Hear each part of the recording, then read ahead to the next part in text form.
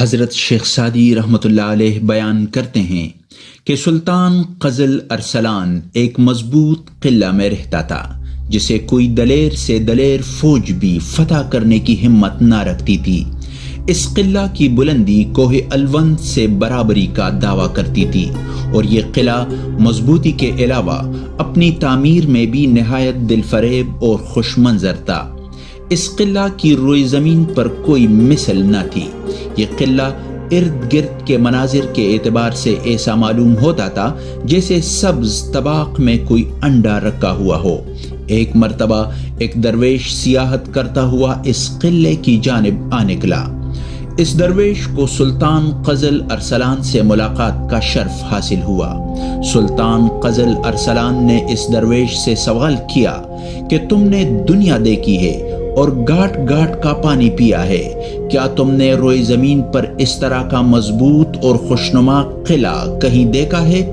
تمہاری اس قلعہ کے متعلق کیا رائے ہے؟ کیا کوئی ایسا ہے جو اس قلعے کو فتح کر سکے؟ اس درویش نے جب سلطان قزل ارسلان کی بات سنی تو ہنس پڑا اور بولا کہ یہ تیرا قلعہ بلا شبہ اچھا ہے، لیکن اس میں بات کو ہرگز تسلیم نہیں کر سکتا کہ یہ مضبوط بھی ہے۔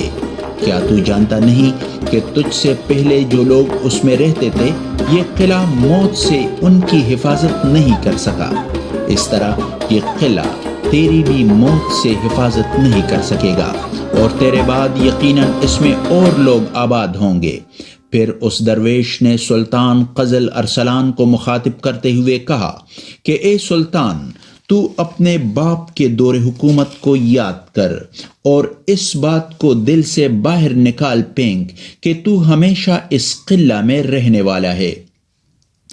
اس واقعے کا نصیحت آموز پہلو یہ ہے کہ انسان کو چاہیے کہ وہ اپنی موت کو یاد رکھے جو اس کے سر پر منڈلا رہی ہے اور اپنی زندگی کو پرتعیش سامان اکٹھا کرنے کے لیے وقف نہ کرے، اور حقیقت نفع وہی حاصل کر سکتے ہیں جو دنیا کو آخرت کی کھیتی سمجھتے ہیں اور دنیا میں رہ کر آخرت کے لیے بہترین توشہ جمع کرتے ہیں۔